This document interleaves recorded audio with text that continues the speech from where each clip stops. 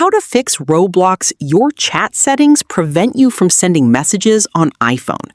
In this video, I'll show you how to fix it on your iPhone. First, open the Roblox app on your iPhone and make sure you're signed into your account.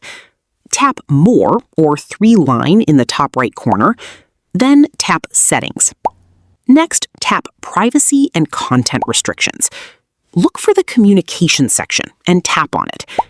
Tap on Experience Chat and open the chat settings. Make sure Experience Chat is enabled. If you want to send private messages, also check that Direct Chat is enabled if the option is available on your account. After changing the settings, close Roblox completely and open it again. Now, join an experience and try sending a message. Your chat should work normally. And that's it.